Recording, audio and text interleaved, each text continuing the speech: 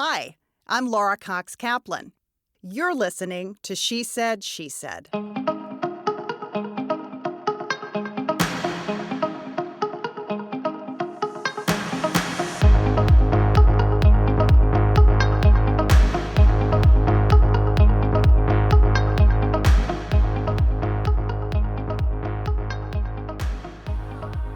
Today I'm bringing you a conversation I recorded a few weeks ago at the Policy Circle's annual Leadership Summit in Chicago. The Policy Circle provides women and a few men the opportunity to come together to learn, to connect, to enhance leadership skills, and most importantly, to be inspired. Indeed, it was a previous Policy Circle Leadership Summit that inspired this very podcast.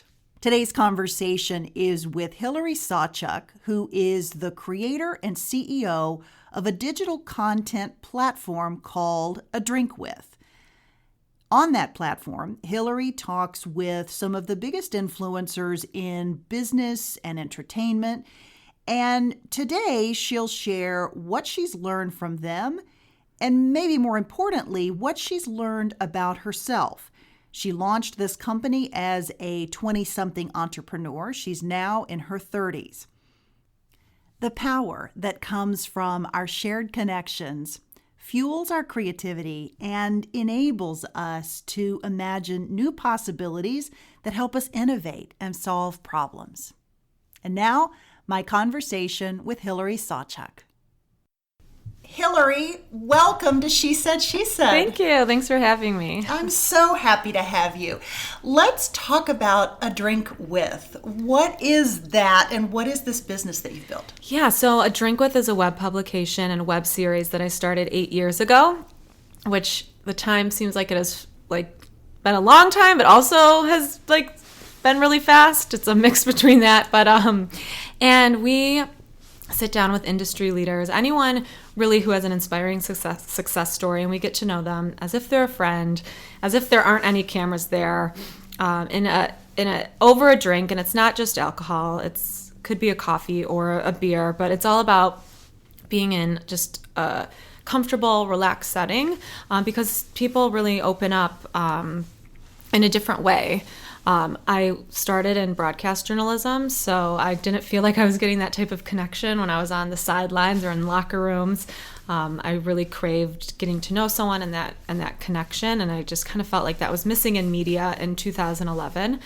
So that's kind of like the basic, that theme of, these are people who are following their dreams, their passions, and aren't giving up. It's interesting that these conversations actually keep me going as I continue to build this brand. You celebrate over a drink, you get to know someone over a drink, you tell stories over a drink, you build relationships over a drink, and I think we're at about 400 now. That's amazing. That's amazing. But I mean, what did you just said? 80? You're almost 89? Yeah, almost 80. Hopefully by the end of the year. It's amazing. Yeah, it's exciting. Well, and it happens fast. Yeah, too. yeah. So you mentioned you started in sports media. Yeah. Walk me through how you got to this point, because I know you've had an interesting career journey in that it was tough for you to get a job. Yeah, I did go to school for broadcast journalism. I kind of, at the time, when you pick your major, I was, 18? And I thought, sports, that seems fun. And out of all the other types of storytelling at the time, it was either at the news station you were covering fires and those types of stories, or it was sports. I want to be like Erin Andrews or Rachel Nichols. Seems like a blast. I loved my Detroit sports teams. Did you come from a family of sports? There's hockey, hockey fans in our family, and Detroit Red Wings. So I just, it was fun. I thought, out of all the stories I could tell, this seems like a blast. But then I quickly realized I didn't love the game. I liked being a fan, but I didn't live and breathe sports. So yes, on my night off, I was watching The Bachelorette when everyone else was watching Monday Night Football. And then, like I just said, I craved building relationships and connecting with people. And there was no connection happening when I was holding a microphone in someone's face. So I still tried to get a job. I had 2 internships the Pistons and Channel 4, NBC in Detroit, these great internships, and no one hired me. And I I had 500 demo DVDs that I mailed all over the country. 500. Yeah, I don't know why so many. Well, that seems like a lot. Maybe that's typical. I think that was the minimum order I could purchase that like brought the cost down. Did you send them all out? They're still like at my parents' house. The collector's item. Yeah, I don't to think that we would send an actual DVD. That was in 2009. Right. 10 years ago. And yeah, I got one response back. No one hired me. Took a sales job in Chicago just because I thought, okay, I'm from Detroit. Chicago seems like a fun city to live in. At the time, no one was moving to downtown Detroit. Still sending out the demo DVDs, but then I quickly realized that if no one wasn't going to hire me, then I would have to just do something myself. And then A Drink With was born. That's so interesting. So how did you so you took the sales job, and then where did the idea for A Drink With come from? I wanted to do something on my own, and we kept saying over and over again, we could have a drink with this person, I could have a drink with this person, and I was 24 in Chicago. I was going out and meeting people for drinks all the time, so it was like I was making so many new friends and relationships in Chicago. It was awesome. I loved it. Like, it was so fun when I first moved here. So that's what I was doing in my personal life. So I thought if I could just combine this, like, let's bring this to life through, at the time it was photos only, and we transcribed it as Q&A, and we didn't have video when podcasts weren't that big back then. Was it more a blog at the time? I knew I wanted to grow and build a brand that was bigger than just me so that it could carry on without me. I think maybe my personality came through in the questions I asked, but it wasn't like A Drink with Hillary. So it wasn't like a blog because I wasn't really like talking about my experiences at the time. I wanted to grow it into a publication. So yeah, it was, no one would hire me. I was already doing this, and it kind of, the stars aligned where I had a high school friend say, just call it A Drink With. I was like, oh my God, duh. And from that moment, it was just like off to the races. I saw the vision. I saw what it could be. Before I had all these names that were like tied to Chicago, and that was like, okay, it says what it is. We're going to be the best at showing these conversations and intimate moments over a drink. We're just going to nail this one thing. When you come to A Drink With, you know what you're going to get. And I want to grow this brand. So as soon as you hear it, you're like, oh my God, yes, that stands for like real, intimate, and authentic conversations where you really, really get to know someone. Yeah, for a year. No brand partnerships or anything, but I knew it could be a business. But I just committed to one interview a week. And were you still had your paying sales job? For a year. For a year, I did one interview a week with my sales job. And doing this as a side hustle. At basically. lunch, after work, and on the weekends. Which you might have been doing anyway. Yeah, right. Totally. It was so fun. And that's the thing. Because now it's amazing. Anyone can be a content creator. Right. You don't have to go to journalism for it. But what I always share with everyone is like, you have to want to do this without getting paid, or else you're not going to keep going. And the relationships, and I'm sure you feel the same, like the people that I've met along the way, like even if it doesn't turn into this big media group that I dream it to be, the relationships I made along the way have made it worth it. Like no one can take that away from you. And I still, not everyone, but I'm friends with so many people and have built so many great friendships along the way. So yeah, a year of not even trying to make money off of it. And I think that was one of the reasons it was a success, because when we were then ready to try to monetize, we had a year's worth of content where we weren't trying to do something specific for a brand. It was just truly us drinking with people around the city. Yeah. Now you have incredibly big names, and you've got a partnership with Virgin. Yeah. Take me from that sort of, a year's worth of content to the point in which it becomes an actual business where you have partnerships, and sort of how you did that. Yeah, I never had, and I still struggle with this today. I never had this perfect business plan. It was just kind of getting to that next moment. Did you have one at all? Kind of, but it wasn't back of a napkin kind of thing? Yeah. So when I left my full-time job and made that jump, that is when it was okay. So I closed Miller Coors as a beer partner. And that allowed me to live for 3 months. So I'm like, okay, I'm doing it. And then while I was executing and delivering on that partnership, I was working on the next one. We worked with Acura and did a pop-up at the Sundance Film Festival. That allowed another 3 months. And that's kind of just how it's been, and getting in with brands at so much less than what we charge now, just to be able to start working with the brand. So it truly was, and it's, it's still to this day it's a lot of hard work. Yeah. Without getting paid a lot, especially in this industry. But yeah, after, you just keep building and building and building. And if you love it, then, I always it could take me another 5-10 years, but that's going to be my story. It's like when someone asks in 5 years, how did you grow this national, international show? It's like, well, it took me 15 years. Right. Right. What I found through everyone I've interviewed is everyone says that they're an overnight success 20 years in the making. Right. And I love that because it's so true. So many people say that. And, a favorite thing I always love to say is that everyone compares their behind the scenes with everyone else's highlight reel. And I do that too, especially in this industry, comparing the amount of followers you have. There were other websites that launched in Chicago at the same time we did, and they're two different businesses, but, just comparing, oh my gosh, they have 1 million followers and we only have 20,000. You have to just focus on yourself because it's your own story. And how do you do that? Give our listeners advice, because it's hard not to fall into that trap of comparing yourself and looking at number of followers and how many people have liked this post or not liked this post, and you can find yourself spending so much time on that you don't have time to actually do the work. It's because we always are thinking of all the things that we're doing wrong and we need to improve on. At least that's, someone's like, oh my gosh, congrats, you're killing it. And I'm like, oh my God, I don't take it in because I'm thinking of all the things we should be doing and need to do, and how I haven't posted on Instagram all week and or trying to keep up with that.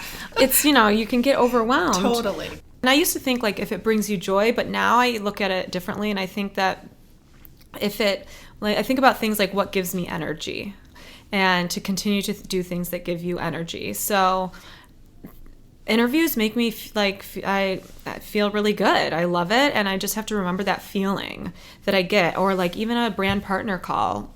I love that kind of strategic planning around a big partnership.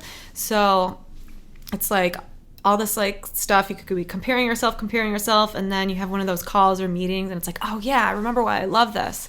So just remembering those moments that bring you energy and joy, and in those moments where you're feeling down, just to remember to think of that. Because it's very easy to compare, but you can't, because it's your story. Yeah. Your journey and path is going to be different than everyone else's. Yep. So I snap out of it a lot faster now, for sure. With practice. Right? Yeah. That's basically what maybe you're saying. Maybe it's a muscle you kind of have to work, right? Mm-hmm. Mm-hmm. So you've built this business largely in your 20s, for the most part, right? How was that a blessing or a curse? And by that that's a really good question. Was it, because sometimes when you don't know what you don't know, it can, I think, sometimes make taking risks easier. But it can also have the flip side of when you're young, people may not take you as seriously. Sure. So talk about your perspective now, looking back on it. Yeah. So it was so much fun. I still have fun now, but now it's just different because now as your partnerships get bigger and there's more money involved, then you have to deliver more and execute in a different way. Not in a different way. I've always went above and beyond, but it was a blast. So it was so fun. So I'm very grateful that it was just such a fun journey and growing and building the business, and living in a city like Chicago. And I was living in a studio apartment the whole time. But looking back, I do wish that I had better negotiating skills, and that maybe I could have been stronger in negotiating deals. I think it's important that you do get in with a brand and build those case studies. But then a couple times I just wish I used my voice. I stood up for myself a little bit more, talking money, I guess, instead of just saying yes and I'll do it. Give me an example if you can. I would just say not always being in yes mode. So when a brand comes back and is like, well, this is just to push a little bit harder, to be a little bit stronger negotiating. But it's hard when you're the host and want to like be the nice guy and you're the one doing the interviews and you're on set and you want to build that relationship with a brand, and then you have the brand trying to like cut costs by negotiate $5,000 less, and it's like, oh my gosh, you're a huge corporation, I'm a struggling entrepreneur, why are you asking to $5,000 less? Like, I take it so personally. But so maybe like I probably took it more personally in my 20s, where now it's easy for me to kind of separate it and just like be stronger at negotiating. But I purposely continue to have those conversations instead of having them have someone else do it, because I want to get better at that. But then also in my 20s, so I actually, even though my website's a drink with, I don't drink anymore. I don't drink alcohol anymore. No kidding. Why? A year and a half ago, I decided that I just want a more clear brain all the time. And I was just like tired all the time. And it has nothing to do with the actual interviews. And, you know, because sometimes the interviews I'm just having a sip of whatever they're drinking. Mm-hmm. But with traveling a lot, I was just tired. And like even the extra wine here and there, and with all the networking events and happy hour meetings and dinner meetings, it was kind of like almost like every single day it was like, let's grab a drink. And my business is like mixed in with, you know, there was just a lot of meetings that happened over happy hour and dinner. Mm-hmm. And you could always twist, like I would always, yes, if someone's having a glass of wine, I would have it too. So I kind of just had to have a hard no. And I think that's going to be part of my story, is like, how did I take my business to that next level and grow it? I think the story is going to be, I actually had to stop drinking alcohol in order to grow a drink with, which ironic. Yeah, right. And what our brand stands for is it has nothing to do with alcohol. It's right. The moments over a cup of tea, coffee, or wine. That hasn't changed at all. Okay. So like in my 20s, it was like I was having a blast, and now I just want to be super clear, have my mind clear, focused, because I really want to grow it into the brand and media group I know it can be. And we're bringing on other hosts and contributors to start their own series. That's great. Which is so fun, and I love that. I love seeing other people bring a drink with to life. So like all these things are actually happening, and it feels good not to drink. Like, I think I'm just changing. I'm about to be 33. I'm way different than when I was 23. Sure. So, like, I'm evolving as a person myself. Mm-hmm. And, like, right now, there's no room for alcohol for me. And so that's a huge change and difference. And, I guess I'm just growing up a little bit. Yeah. Let's talk about the longer-term vision for the company. It doesn't really matter sort of what the marker is, but longer term, where would you like to see this go? Do you have a vision, or is it just let's try these different things and just continue growing? What's your vision, sort of longer-term vision for the company? Yeah. Do you have a strategy, or is it just a matter of I totally do. Kind of taking it and one honestly, day at a time? Stopping drinking helped me dial in on that strategy. And, Interesting. And I decided now I'm pivoting faster. So I'm giving myself shorter deadlines so that as I continue to grow, if something's not working, I pivot faster. I've now created ADW Media Group, where we have a drinkwith.com, and I have a contributor coming on in New York who's starting a series called A Drink with Dad, where he's having drinks with dads about dad life and what it's like to be a dad now, and successes and failures. And he pitched the show, Bradley Hasemeyer, and I was like, oh my God, I love it. I'm obviously not a dad, but like I would listen to this, and there's not that much content in the dad space. So he is doing a whole season of 12 episodes, and I'm launching the website A Drive With, where Jacqueline Trop is an award-winning journalist who's driving and having conversations with inspiring individuals while driving. So it's so fun to see to grow in that way. And then for like the foundation of A Drink With, we have moved to Detroit, where I always could say this, but like what Oprah Winfrey did for Chicago, what her show did for Chicago, I want to Drink With to do that for Detroit. I want there to be a national, international show in the Motor City all of our guests have stories of like grit and perseverance, and they fell down and they got back up. They were told they couldn't and they did it anyway. And like that is the story of Detroit. So it's my hometown. That's the why. That's why we should be, there's no better spot than Detroit to have these conversations. So my focus now is building the show in Detroit. We're still in many markets, and with brand partners, we do these like custom series and pop up all over. But as far as our home base, I'm growing the show in a way where it will be shot in seasons, and when high-profile people or celebrities come through Detroit, they know I got to get on a drink with when I'm in Detroit for my show or whatever. And then I hope we put Detroit on the map so that when people are on a book tour or any press tour, they're already stopping through Chicago. So come to Detroit, and also like check out like everything that's happening now with the revitalization, and come see what Detroit is really like now, because it's not what you think it is when it was bankrupt in 2008. I'm very passionate and excited about a drink with, but to be a part of something even bigger, like putting Detroit kind of back on the map and putting a positive spotlight on the city of Detroit, gets me fired up to the next level to be a part of something even bigger. Yeah, that's amazing. So that's kind of my things. It's like growing other contributors and then growing the show in Detroit, and that's the vision right now and what I've been focusing on in 2019. And you're still focused on video content versus audio content. There's such a growth in podcasts, obviously. Yeah. Huge. Are you looking at both? Yeah, so now medium? we do, as we move forward, there'll be a podcast episode for every interview. So basically, however you like to consume content, there's a version for you. If you want to watch it, the full interview, it's really cut down from a 30, 45-minute conversation, but we have the video. If you want a quick little snackable soundbite and you like consuming content that way, we're on Instagram. Or if you want, we call like the unedited version, you can listen to the podcast. That's kind of all the way through with not much editing.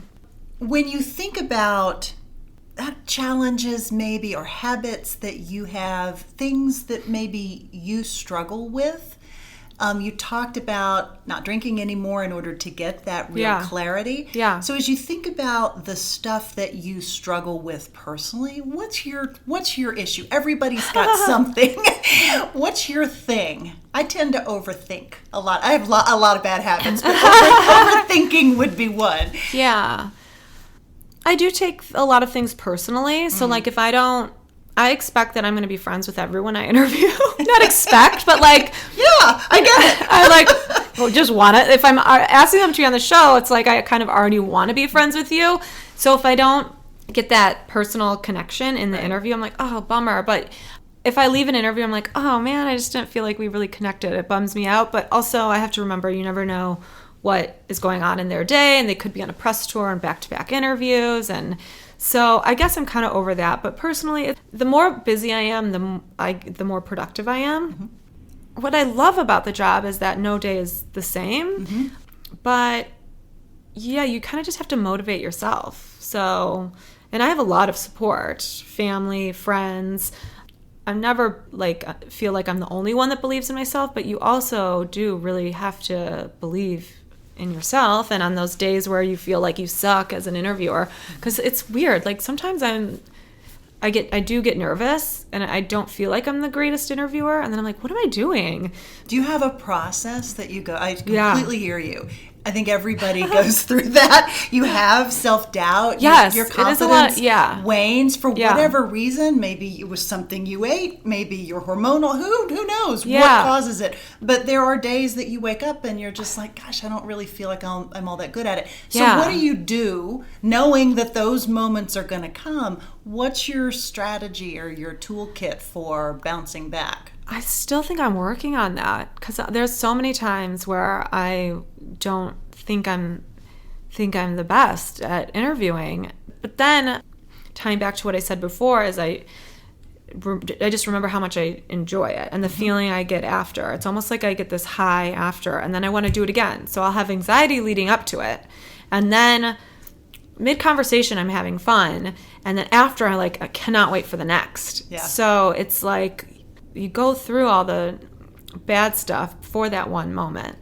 And also, I think I'm getting better at not letting the highs get me too high and the lows get me too low. So it's kind of staying in the middle. So like great things will happen, but you still have to like work really hard, obviously. And then when bad things happen, you can't. Before it was more of a roller coaster, where I thought it was the end of the world if something bad happened. And now I can kind of shake it a little faster. Yeah. What do you do to shake it? Do you meditate? Do you journal? I do meditate. Yeah, in those moments, I run and work out. Yeah, working out probably. I just stop everything and go to Orange Theory Fitness and just sprint it out. Like, just give me those endorphins. How big is your team at this point? So I'm like the only full-time. We have like independent contractors. So like for every interview, we have our photographer, we have our video production team with a couple guys on set. We bring in PR support, digital strategy and creative direction support on certain projects, PR when we have to. So it's actually been really fun working with Jacqueline and Bradley now as we grow the other series. Even though I'm on like phone calls and I do the interviews, I do miss like water cooler talk and like it's crazy. Anytime someone's like, can we do the meeting at our office? I'm like, I'll be there. It's hard to motivate yourself sometimes when you just like work from home by yourself. Is it lonely? Yeah, totally. Yeah, on days where I'm just completely alone. It can be easy to second guess yourself in those moments, don't you think? Yeah. When you're by yourself. Yeah. And also little things like if something's not working in Excel, I have no one to be like, oh, can you show me how to like format this? Oh, it takes me 2 hours. And then, so I'm also trying to set myself up so that I can like get out of the weeds a little bit, because I tend to just do everything myself, but I want to grow the company. So it's like, how can I set myself up for growth without getting lost in all of these other things that have to get done? But that, like, obviously the dream is to have this team where everyone who's the best at everything that I'm bad at can, we can send it off like a rocket with all of our talents combined. Right. But, there are things I have to do that I do. And I like even making proposals. I'm not a graphic designer. It takes me a long time to create one, and it will look really nice, but it's like I wish I had someone to like just fire that off in a day, but instead I have to do it myself. So it's like, okay, it will take me a week, and I'm proud of it and it looks good, but there's so many things you just have to figure out and do yourself, and I feels like it. I do feel like I'm slow sometimes. Yeah, it's hard. It's hard to do it all yourself. So where do you turn for advice and input? Like, what does your kitchen cabinet or whatever variation on that look like? Yeah, I have I have my awesome like unofficial board of advisors. I always go to my dad. I always go to my mom. I always go to my Uncle Steve. Now, can they be objective since they're related to you? That's a good question. I think so. Yeah, my Uncle Chris too. Like, everyone has amazing business experience and advice. So are they entrepreneurs as well? Yeah. And then my boyfriend is like my number one fan. So he's probably someone I can go to, or I go to make, because he's always like, you're going to do great. Like, what are you talking about? You're the best interviewer ever. And even if he's just saying that, it's like, so I'm so lucky. Yeah. And my friends are such great cheerleaders too. So yeah, I'm so grateful and so lucky that I'm just surrounded by people who believe in me. And if it wasn't for my parents, they let me follow my dream. I mean, they are so supportive. And I laugh with my mom because I think it's because when I told her I wanted to be an Olympic gymnast when I was little, she told me I was too tall, and still feels bad about it to this day. So I think she's like, a drink with, yes, you can do it. So yeah, I'm very lucky. Who gives you tough love? Who gives you the most constructive advice? My dad is really good at like thinking of all different angles. Just in like when I have to make business decisions, and sometimes I don't want to make a decision, but he'll be the one that's first to voice the hard decision, and I'll have to like work through it, and he's usually right. Yeah. The majority's positive, but it's not like it's been just like rainbows and butterflies. Right. It's, everyone gives really great constructive criticism. When you look, you were talking about building the team, and ultimately your dream is to have more full-time staff, which is great. In the meantime, how do you manage a team of freelancers so that you get a consistent culture, so that connection that you're trying to make and have that come through in the interviews, that all the freelancers who are working with you and for you understand that, since they're not full-time staff? Yeah, and that's so interesting you bring that up, because I want to continue to like think about who we are as a brand and that culture. Mm-hmm. And I think I've just been really lucky with the people that we work with, and we've worked with together for almost since the beginning. So it's kind of like they get it, and I think that's why we've been working together for so long. When you work with someone who is not a fit and you can feel the energy, we just don't, it's kind of like we just don't work with them again. Yeah. But and that's something that I enjoy, and I look forward to continuing to think about what we stand for as a brand and the type of leader and boss I want to be, just through experiences I've had working with other people. I'm like, oh, I don't like how I felt when that happened. It's like I'm always taking note of how things make me feel and trying to apply them, because that was interesting too when more people did come on. So it's like, how can I be a good leader and someone that people enjoy working with? Mm-hmm. And so that whole side of growing a business I really enjoy, and which is I'm so excited for tomorrow at the Policy Circles annual leadership summit. It's like I'm going to be taking, even though I'm seeing, I hope that I'm going to be taking notes all day long. I love what Policy Circle is all about, because that's what I do. It's all about conversations and having open, honest, and meaningful conversations. And conversations can lead to so many more things. So I'll be just taking everyone through the day. And even this whole experience of emceeing is taking me out of my comfort zone as well. I said yes because I'm used to doing these intimate one-on-one conversations over a drink. Mm-hmm. And being in front of an audience like this is one of the reasons I got out of traditional media. But I want to continue to push myself as a public speaker. So it's kind of like a little personal day of growth for me, as well as doing something out of my comfort zone. I'm so looking forward to it.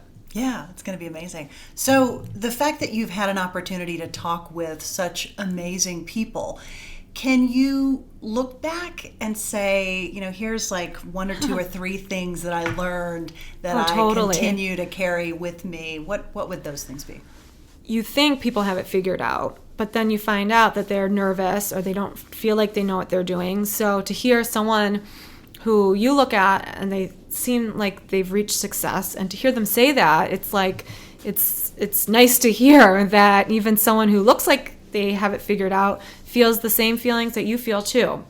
So I love that. A lot of the more like A-listers and high-profile people, and I'm talking like the Richard Bransons, Chelsea Handler, Dan Gilbert too in Detroit. They were so present. They looked you in the eye. They remembered your name. They talked to everyone on set, and they gave really thoughtful answers. And I left like, oh my gosh, like. And it's not that I was surprised, and I think that has something to do with their success because mm-hmm. of how they treat other people. And part of the whole thing with the Drink With is just to show that everyone is human and everyone has challenges, and you're not alone. Right. And that's what I love about it. And these interviews keep me going. I'm always like, tell me that time you wanted to give up and you didn't, and right around the corner you had a break, even if it was just a little break. Like, tell me about that time you wanted to give up and you didn't. And that's what I enjoy talking to people about. And you can always kind of tell what's happening. And that's why I love talking to small business owners or up and come entrepreneurs and founders. We can talk about okay, what are you struggling with now? How are you handling this? And then it's awesome to talk to the Richard Bransons, and they can kind of look back and give you advice. Mm-hmm. So it's great to just be able to talk to all different types of people. Yeah. Even if it's a politician or an artist, everyone has this common thread that they just aren't going to give up. They fall down and they get back up again and keep going. Talk about, Hillary, how you build followers and an audience. So in addition to creating these great brand partnerships, how do you get people to pay attention to you? So that's one of those things where I still feel like we have 50,000 viewers on adrinkwith.com. To me, I'm like, why don't we have millions? So I don't feel like we're growing as fast as we should be, but I think it's consistency probably, and we don't even do that's what I'm still trying to do, is have like a consistent publish schedule.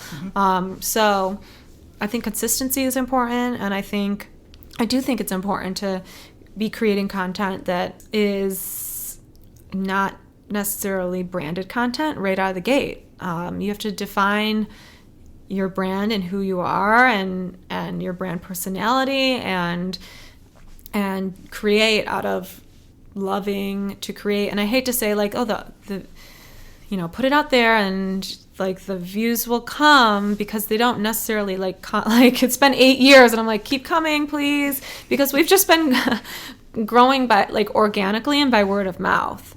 So when you have more money, and that's sometimes when I get discouraged when I look at other media groups that have tons of money, it's like when you do have more money, you have more budget to advertise on social media, and at least creating for a while and not worrying about it in a way, and to not wait till everything's perfect and just to get it out there, because it's never going to be that perfect path where it's like, okay, now it's time to get it out there and I can grow. You just have to start sharing, and then you're going to evolve and grow, and you're never going to know how to evolve and grow until you just get stuff out there.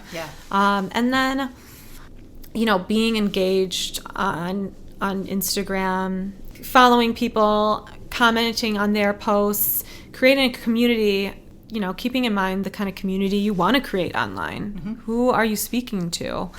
And then cross promotion, so like on podcasts, to cross promote to get in front of their viewers as well. That's really important in the podcast space. And then, connecting with other creators and helping each other out. Asking, if it is interviews, like asking them to share. If you don't ask, we provide photos and video clips and try to make it as easy as possible for your guests to share, and so that they can, and that they want to share. Create something that people want to share. It's really good advice. It seems so simple, but it's really good advice. Yeah. Like I hope a lot of our guests share because they like love the photos, and it's a story maybe they haven't told before. So sometimes it's hard. I think people struggle with sharing things about themselves. Even in this age of social media, some people are weird about that. Right. So they don't want to. Part of it is that if you can sort of tailor it for them. Yes, that can like help. even write, like you could say, like, here's an idea, please customize it. Then the flip side, sharing yourself. So don't be afraid to ask your friends to share something on Facebook for you, or to give you a shout out. Like if you're not your own advocate and putting yourself out there, no one's gonna put you out there. You have, and it feels icky sometimes. You like all that self promotion, but you kind of have to do it, or else no one's gonna see. It's like everything is on social media. You can't look at it like it feels braggy. There's a way to do it tastefully, where there's a reason you're sharing this, because you have like good stories that people should listen to, and people are going to learn from it or get informed.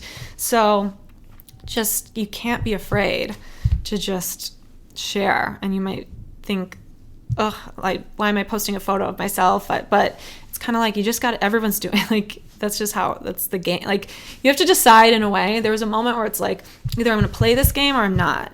So if I'm going to play it, then I'm going to play this Instagram game. And these are the types of content that performs best. And so you kind of just have to look at it as a job.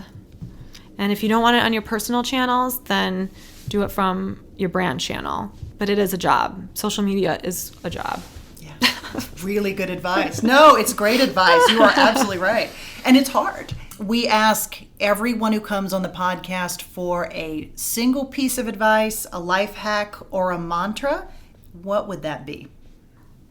I'm always saying, like, don't let the highs get you too high or the lows get you too low. I'm always, to be honest, I try to be present. Like, being present is so important. So it's not about worrying about the future or worrying about the past, like trying to be present. And Erica Badu actually said that in our interview. She has a watch that says now. And it's like, just be present in the moment now. Don't worry. Just enjoy it.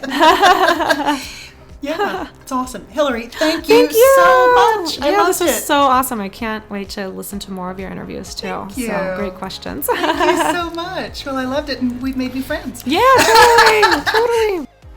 To learn more about my guest Hillary Sawchuk, check out the show notes. I will include links to A Drink With as well as to the Policy Circle. And remember, you'll find all of our amazing guests on our website at www.shesaidshesaidpodcast.com. You can also find us wherever you download your podcasts. As always, thank you so much for listening. And most importantly, thank you for sharing your most valuable resource, your time. I hope you find these conversations valuable. Until next time.